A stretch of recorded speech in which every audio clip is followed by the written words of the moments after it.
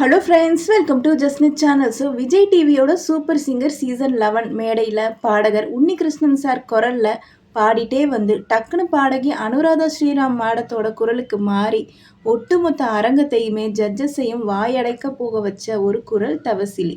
So உன் மூஞ்சுக்கெல்லாம் பாட்டு ஒரு கேடா அப்படின்னு சோஷியல் மீடியாவில் சிலர் பண்ண உருவ கேலிகள். நள்ளிரவில் திடீர்னு லட்சக்கணக்கான ஃபாலோவர்ஸ் வந்து ஐயோ என் ஃபோனை யாரும் ஹேக் பண்ணிட்டாங்கன்னு பயந்து அழுது துடிச்ச ஒரு சம்பவம். பிரபல பாடகர் கானா பாலா மற்றும் நடிகர் கருணாஸ் குடும்பத்தோட இவங்களுக்கு இருக்கிற ரகசிய பந்தம். ஸோ இதுக்கெல்லாம் மேலே இவங்க பிறந்தப்போ அவங்க அப்பா வச்ச அந்த பேருக்கு பின்னாடி இருக்கிற ஆச்சரியமான கதை.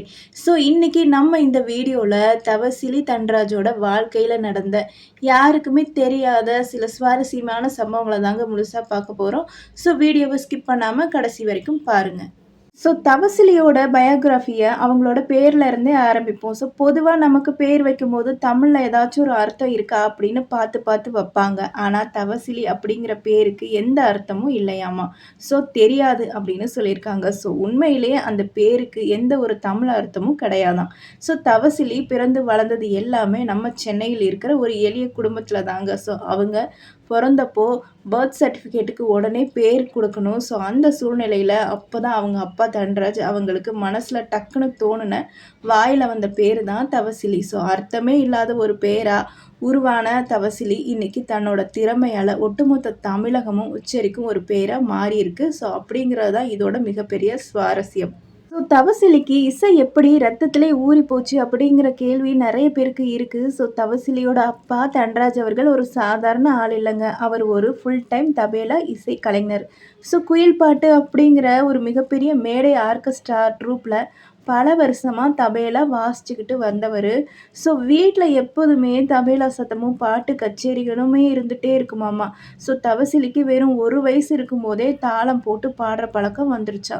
ஸோ அப்பா வாசிக்கிற தாளத்தை கேட்டு கேட்டு வளர்ந்த தவசிலி சின்ன வயசுலேயே வீட்டில் இருக்கிற பொருள்களை எல்லாம் வச்சு தாளம் போட்டு பாடுவாங்களாம். ஸோ இதை பார்த்த அவங்க அப்பா என் பொண்ணுக்குள்ளே ஏதோ ஒரு அசாத்திய திறமை இருக்குது அப்படின்னு சொல்லி அப்போவே கண்டுபிடிச்சிருக்காரு.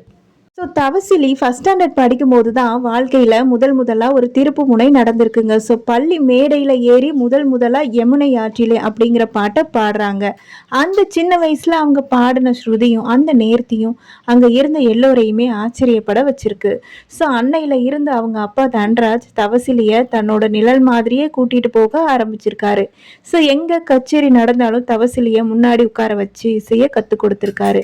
அதுக்கப்புறம் பள்ளி படிப்பை முடிச்ச தவசிலி தமிழ்நாடு அரசு இசை கல்லூரியில சேர்ந்து முறைப்படி கர்நாடகா இசை கத்துக்கிட்டாங்க. ஸோ கிட்டத்தட்ட 15 முதல் 20 வருஷங்களா தொடர்ந்து மேடைகளில் பாடி தன்னோட குரலை பட்டை தீட்டிக்கிட்டே இருந்திருக்காங்க. நிறைய பேருக்கு பாடி அவங்க பிளேபேக் சிங்கர் ஆகணும் அப்படிங்கிற ஆசை மட்டும் இல்லைங்க. அதோட இன்னொரு பெரிய ஆசை என்னன்னா, சின்ன வயசுல இருந்தே அவங்களுக்கு ஒரு லட்சியமாக அவங்க அதை பார்த்துக்கிட்டு இருக்காங்க. ஸோ நம்ம பெரிய ஆள் ஆனதுக்கப்புறம் நம்மக்கிட்ட வர சின்ன குழந்தைங்களுக்கு இலவசமாகவோ இல்லை எளிமையான இசையை கற்றுக் கொடுக்கணும் அப்படிங்கிறது தான் அவங்களோட இன்னொரு கனவா. ஸோ அதே போல் கல்லூரி படிப்பை முடித்ததும் ஒரு மியூசிக் டீச்சராக மாறியிருக்காங்க. ஸோ இப்போ பல மாணவர்களுக்கு பாட்டு பயிற்சி, அதே சமயத்தில் வயலின் வாசிக்கவும் கற்றுக் கொடுத்துட்டு வராங்க. ஸோ வெறும் பாடகி மட்டும் இல்லாமல் வயலின் வாசிக்க தெரிஞ்ச ஒரு சிறந்த இசை ஆசிரியராகவும் தவசிலி வலம் வர்றது பல பேருக்கு தெரியாத ஒரு விஷயம். ஸோ தவசிலி வாழ்க்கையில் நடந்த இன்னொரு முக்கியமான சம்பவம், அது ஒரு வேடிக்கையான சம்பவத்தை பற்றி தான் இப்போ நாம் பார்க்க போகிறோம். ஸோ தவசிலி +2 படிக்கும்போது சும்மா ஒரு ஃபன்னாக இன்ஸ்டாகிராமில் ஐடி ஆரம்பிச்சிருக்காங்க. ஸோ அப்போ அவங்களுக்கு வெறும் 800 ஃபாலோவர்ஸ் தான் இருந்திருக்காங்க. ஸோ ஒரு நாள் ஆசை தோசை அப்பள வடை அப்படிங்கிற பாட்டை பாடி வீடியோ அப்லோட் பண்ணிவிட்டு தூங்க போயிட்டாங்களாம். ஸோ நள்ளிரவில் திடீர்னு ஃபோனை எடுத்து பார்த்தா ஃபாலோவர்ஸ் பார்த்திங்கன்னா தாறுமாறாக வந்துக்கிட்டே இருக்குது அப்படின்னு சொல்லி அவங்களுக்கு ரொம்ப பயந்துட்டாங்களாம். ஸோ பயந்து போன தவசிலி பக்கத்தில் தூங்கிட்டு இருந்த அவங்க அக்காவை எழுப்பி, அக்கா என் ஐடியா யாரோ ஹேக் பண்ணிட்டாங்க, யாரோ ஏதோ பண்ணிட்டாங்க அப்படின்னு சொல்லி அழ ஆரம்பிச்சிருக்காங்க. ஸோ அதுக்கு அவங்க அக்கா, ஆமாடி நீ பெரிய பாடகி பாரு, உன்னை ஹேக் பண்ணி உன்னோட டியூனெல்லாம் திருட போகிறாங்க அப்படின்னு சொல்லி கலாய்ச்சிருக்காங்க. ஸோ அதுக்கப்புறம் தாங்க தெரிய வந்திருக்கு அவங்க பாடின பாட்டு தமிழ்நாடு முழுக்க வைரல் வைரலாகி மக்கள் அவங்கள ஃபாலோ பண்ண ஆரம்பிச்சிருக்காங்கன்னு. ஸோ தவசிலிக்கு பாட்டு எந்த அளவுக்கு பிடிக்குமோ, அந்த அளவுக்கு டான்ஸும் பிடிக்குமா. ஸோ சின்ன வயசுல தளபதி விஜய் அவர்களோட "உன்னால் உன்னால் முடியும்" பாட்ட பார்த்து தான் அவங்களுக்கு தீவிர ரசிகையா மாறியிருக்காங்க. ஸோ தளபதி அவர்களோட பாட்டுல அவங்களுக்கு ரொம்ப பிடிச்ச பாட்டு "என் ஜீவன்" அப்படிங்கிற பாட்டு தானா. ஸோ வழக்கமா வைக்கம் விஜயலட்சுமி அம்மாவை இமிட்டேட் பண்ணி நெறைய பேர் பாடி பார்த்துருப்போம். ஆனா அந்த "என் ஜீவன்" பாட்டுல வர கர்நாடிக் போர்ஷனை தவசிலி தன்னோட சொந்த குரலாலேயே பாடி அசத்தியிருப்பாங்க. ஸோ அது மட்டும் இல்லாமல் தவசிலிக்கு கிட்டார் வாசிக்கவும் நல்லா தெரியுமாங்க. ஸோ கிட்டார் வாசிச்சுக்கிட்டே "நெஞ்சே நெஞ்சே" அப்படிங்கிற பாட்டை பாடி அவங்க சோஷியல் மீடியாவில் போட்ட வீடியோவுக்கு செம வைரல். ஸோ பாட்டு, டான்ஸு, கிட்டார், வயலின் என தவசிலி ஒரு ஆல்ரவுண்டர்.